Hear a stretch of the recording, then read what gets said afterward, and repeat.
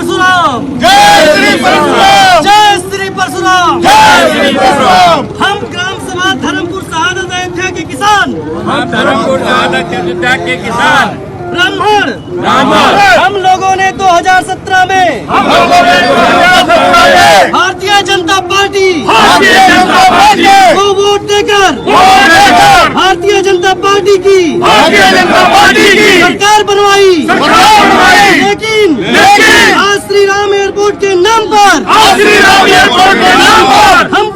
हमको योगी सरकार के अधिकारियों द्वारा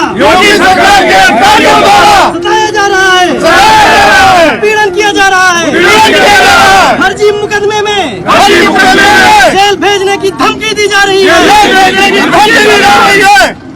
प्रभु श्री राम की धरती पर उनकी प्रजा को घर से बेघर करने की तैयारी की जा रही है। लेकिन हम सभी ब्राह्मण योगी सरकार के सामने झुकेंगे नहीं। हम भगवान श्री परशुराम के वंशज जनेऊ की कसम खाते हैं। जो गलती हमने 2017 में भाजपा को वोट देकर की है वह दोबारा नहीं करेंगे। आज हम लोगों ने जा करके सरजू में स्नान किया और स्नान करके जनेऊ की कसम खाया कि मैं इन योगी सरकार को उखाड़ फेंकूं। दोस्तों नमस्कार, बिहनिया संजय से मैं कौशल तिवारी। देश के सबसे बड़े सूबे में 4 महीने बाद चुनाव है और यह सूबा उत्तर प्रदेश है। दिल्ली की सत्ता का रास्ता माने जाने वाले उत्तर प्रदेश में इस बार चुनाव बेहद रोचक, रोमांचक होने जा रहा है।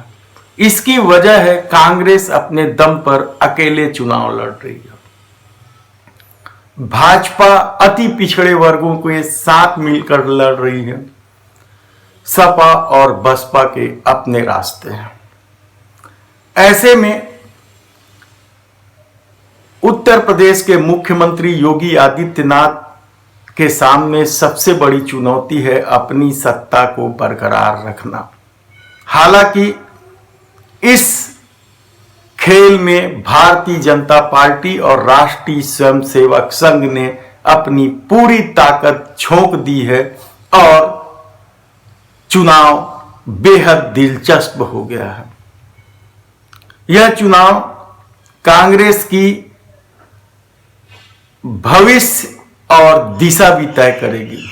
यह चुनाव कई मामले में ऐतिहासिक चुनाव है क्योंकि उत्तर प्रदेश की सत्ता ही तय करेगी कि 2024 में दिल्ली में किसकी सरकार बनने वाली है। उत्तर प्रदेश की सत्ता ही तय करेगी कि इस देश की राष्ट्रीय एकता, अखंडता, हिंदुत्व जैसे तमाम मुद्दों की दिशा आने वाले दिनों में क्या होगी। उत्तर प्रदेश में मुस्लिम, यादव और ब्राह्मण वोटों का अपना जलवा रहा है।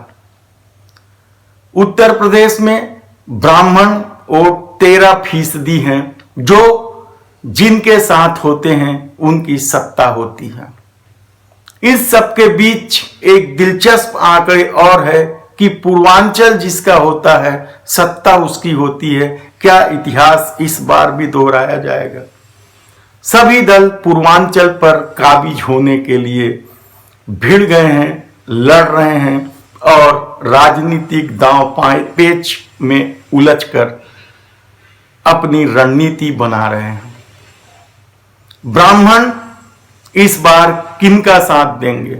क्योंकि योगी आदित्यनाथ के मुख्यमंत्री बनने के बाद जिस तरीके से सेलेक्टिव इनकाउंटर हुए हैं, ठाकुरों को छोड़ के दूसरे आपराधिक लोगों को जिस तरीके से इनकाउंटर करने के आरोप लगते रहे हैं, वह इस चुनाव में कितना प्रबल मुद्दा होगा अभी कुछ भी कहना कठिन है। लेकिन परशुराम जयंती के अवसर पर अवकाश बंद करने और ठाकुर ब्राह्मणों के बीच संघर्ष को लेकर पिछला 5 साल भी याद रखा जाएगा।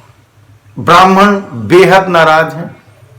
ब्राह्मणों को साधने भाजपा ने पूरी ताकत लगाई और कांग्रेस के जितेंद्र प्रसाद जैसे ब्राह्मण नेता को भाजपा में शामिल करवाया। हालांकि जितेंद्र प्रसाद की पहचान कांग्रेस में रहते ब्राह्मण नेता के रूप में नहीं रही, लेकिन भाजपा अपनी रणनीति के तहत यह प्रचारित की कि जितेंद्र प्रसाद ब्राह्मण नेता है।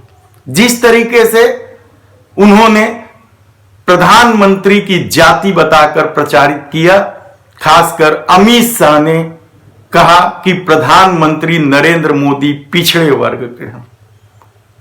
लेकिन उत्तर प्रदेश का यह चुनाव 2017 का चुनाव नहीं है। 2017 में भाजपा के पास कोई चेहरा नहीं था, केवल एक चेहरा था, वो था प्रधानमंत्री नरेंद्र मोदी का, जिसमें पिछड़ा कार्ड भी खेला गया, ब्राह्मण वोटों को लुभाने की रणनीति भी बनाई गई और हिंदुत्व का तमगा भी लगाया गया। लेकिन ये चुनाव बेहद ही दिलचस्प है।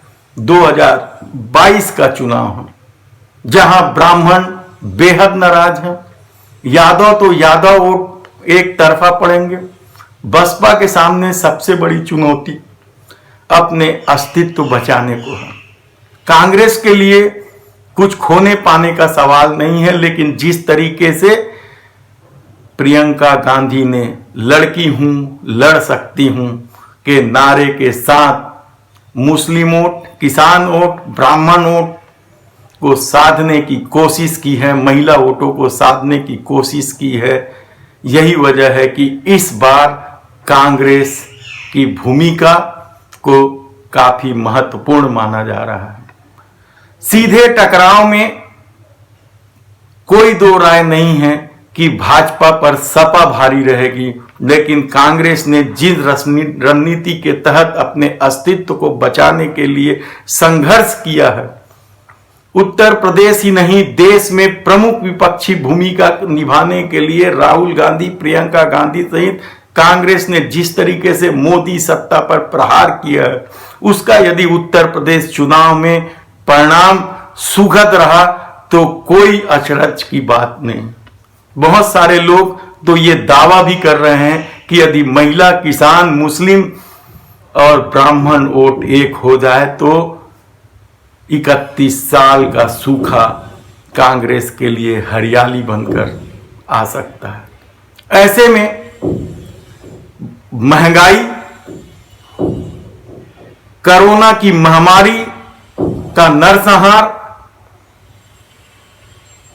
बेरोजगारी, राफेल खरीदी में कमीशन खोरी भी भाजपा के लिए दिक्कत खड़ी कर सकती है। हालांकि जिस तरीके से पाकिस्तान, मुस्लिम लीग और जिन्ना का प्रवेश उत्तर प्रदेश के चुनाव में होने लगा है या किया जा रहा है, उससे भाजपा अपने को अपनी सत्ता के अनुकूल समझ रहे हैं। लेकिन सच तो यह है कि पेट्रोल और डीजल में खून चूसने वाला टैक्स, बढ़ती बेरोजगारी, कोरोना का नरसंहार भाजपा के लिए अब भी बेहद ही कठिन रास्ता है। तब देखना यह होगा कि 2022 की सत्ता किसके हाथ होगी। हम फिर एक बार बता दें कि 2022 का चुनाव 2017 का चुनाव नहीं है। यहां योगी आदित्यनाथ चेहरा है भाजपा का, और भाजपा के लिए यही सबसे बड़ी दिक्कत हो सकती है, क्योंकि योगी आदित्यनाथ पर ठाकुरवाद चलाने का जिस तरीके से आरोप है, जिस तरीके से ठाकुर अपराधियों को बचाने के आरोप हैं, वो आने वाले चुनाव के लिए भाजपा के लिए बड़ा संकट उभर कर सामने आने वाला है। धन्यवाद।